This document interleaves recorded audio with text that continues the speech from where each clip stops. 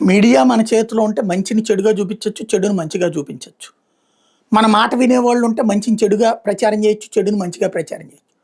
ఋషికొండలో అంతకుముందే భవనాలున్నాయి. అవి పగలగొట్టి ప్రభుత్వ ఏర్పాటుకు కావాల్సినటువంటి భవనాల నిర్మాణం, ముఖ్యమంత్రి క్యాంప్ కార్యాలయం, ప్రభుత్వ కార్యాలయాలు ఏర్పాటు చేస్తుంటే గుండు కొట్టేశారు అంటూ దాని మీద రచ్చరచ్చ చేశారు పర్యావరణం ఇదంతా కూడా. తర్వాత ఆ కట్టిన భవనాలు అద్భుతమైన భవనాలని వాళ్ళే ఒప్పుకున్నారు. ప్యాలెస్లు అంటూ పేరు పెట్టారు. అంత అద్భుత భవనాలు అతి తక్కువ కేవలం 450 కోట్ల రూపాయలకు కట్టారు. ఇక్కడ 1000 కోట్ల రూపాయలు, 1500 కోట్ల రూపాయలు ఒక్కొక్క టవర్ ఖర్చు అవుతుంటే అన్ని బిల్డింగులు అంత పెద్ద భవనాలు కలిపి కేవలం 450 కోట్లతో అయ్యింది. కానీ అది గుండు గుండు గుండు అని పచ్చి అబద్ధాలతో మోసం చేశారు. ఇది నెంబర్ 1. ఇప్పుడు రెండవది, నేను అప్పుడే చెప్పా, కొండలకి సంబంధించి పైన భవనాలు ఆ పక్కనే ఉన్నటువంటి కొండ పైన ఐటీ హబ్ మీదన ఉంది.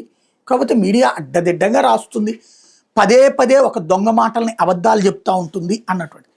ఇప్పుడు సాక్షి ఒకటి హైలైట్ చేసింది, కన్ను మిన్ను కాన కొండ అంటూ రామేశం మెట్ట కొండ పిండి గతంలోనే గుల్ల మళ్ళీ బరి తెగించిన తెలుగు తమ్ముళ్ళు యథేచ్ఛగా గ్రావెల్ దందా అంటూ తెలుగు తమ్ముళ్ళు కన్ను పడితే కొండలు కూడా పిండి అయిపోతుంది. తెలుగుదేశం ప్రభుత్వం అధికారంలోకి వచ్చిన ప్రతిసారి పార్టీ నేతలు బరి తెగిస్తున్నారు.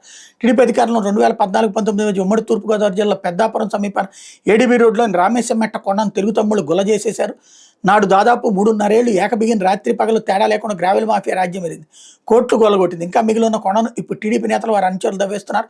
మీకు సగం నాకు సగం అంటూ పంపకాలు చేసుకుని మరి సొమ్ము చేసుకున్నారు. రామేశ్వరం మెట్లో సర్వే నెంబర్ 1 నుంచి 90 వరకు 823 ఎకరాల కొండలు ఉన్నాయి. 800 మంది నిరుపేద దళితులు స్వయం ఉపాధి కోసం 75లో అప్పటి ప్రభుత్వం రామేశ్వరం మెట్టను కేటాయించింది. 14-19 మధ్య ఈ కొండల మీద టీడీపీ నేతలు కళ్ళుబడ్డాయి. అంతే 10-15 అడుగులు లోతును తవ్వేసి దోచుకున్నారు. అప్పట్లో ఉమ్మడి తూర్పుగోదావరి జిల్లా నుంచి అప్పటి కేబినెట్లో ప్రాతినిధ్యం వహించిన కీలక మంత్రి కనుసన్నల్లో ఆయన బంధుగణం రామేశ్వరం మెట్ట కొండను గుల్ల చేసేసింది. కోర్టు గొలగొట్టింది. నిత్యం వందలాది టిప్పర్లు, లారీల్లో వేల టన్నులు గ్రావెల్ జిల్లా సరిహద్దులు దాటించడం అప్పట్లో రాష్ట్ర స్థాయిలో తీవ్ర చర్చనీయాంశమైంది. 2019లో అధికారం కోల్పోవడంతో తర్వాత 5 ఏళ్ల పాటు ఆ మెట్ట మీద పెద్దగా కార్యకలాపాలు జరగలేదు. 2024లో మళ్ళీ కూటమికి అధికారం దక్కడంతో ఇప్పుడు టీడీపీ జనసేన నేతలు కుమ్మక్కై వాటాలు వేసుకుని మరీ మిగిలిన కొండను కొల్లగొడుతున్నారు. కాకినాడ జిల్లా జగ్గంపేట, పెద్దాపురం నియోజకవర్గాల సరిహద్దులో రామేశ్వరం మెట్ట ఉంది. ఈ 2 నియోజకవర్గాలు టీడీపీ ఎమ్మెల్యే నిమ్మకాయల చినరాజప్ప, జ్యోతుల నెహ్రూ ప్రాతినిధ్యం వహిస్తున్నారు. రామేశ్వరం మెట్ట కొండను పెద్దాపురం నియోజకవర్గం వైపు 2014-19 మధ్య అడ్డంగా తవ్వేశారు.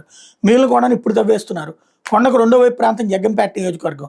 గండేపల్లి మండలం సూరంపాలెం గ్రామం పంచాయతీ పరిధిలోకి రావడంతో అక్కడ స్థానిక సంస్థలకు చెందిన ప్రజాప్రతినిధి గ్రావెల్ దందా నడిపిస్తున్నారు. మెట్ట ప్రాంతంలో ఉన్న ప్రజాప్రతినిధితో ఉన్న బంధుత్వాన్ని అడ్డబెట్టుకుని రాత్రి పగలు 10 సంఖ్యలో టిప్పర్లతో గ్రావెల్ని తరలించేసి రామేశ్వరం మెట్ట కొండను గుల్ల చేసేస్తున్నారు. టిప్పర్లో గ్రావెల్ తరలించేసి రోజుకి 10 లక్షల నుంచి 15 లక్షల వరకు తెలుగు తమ్ముడు దోచుకుంటున్నట్టు సమాచారం. పెద్దాపురం వైపు కూటమి నేతల వాటా 40% నిర్ణయమైందని సమాచారం. అధికారం కోసం శక్తివంచన లేకుండా పనిచేసిన తమకు వాటా ఇవ్వాల్సిందని జనసేన పట్టుబట్టడంతో పెద్దలు రాజీ కుదిర్చారు. దీనిలో టీడీపీకి 30, జనసేనకు 10% మేరకు పంచుకునేందుకు ఒప్పందం కుదిరినట్టు తెలుస్తోంది. జగ్గంపేట వైపు కూడా కొత్తగా 60% టీడీపీకి ఇచ్చుకునే ఒప్పందం అమలవుతోందని చెప్తున్నారు అన్నటువంటిది హైలైట్ చేశారు. ఇందులో పంచుకుంటాం ఇదంతా ఎంతవరకు నిజమన్నది పక్కన పెడితే తవ్వకాలు జరిగిపోతూనే లేదు. ఇక్కడ ఇబ్రహీంపట్నం దగ్గర, విజయవాడ దగ్గర కూడా అట్లాగే తవ్వకాలు జరిగిపోతున్నాయి. ఇంతకీ కొండలు అట్ట తొలిచేసుకోవచ్చా, మొత్తం కొల్లగొట్టేసుకుపోవచ్చా?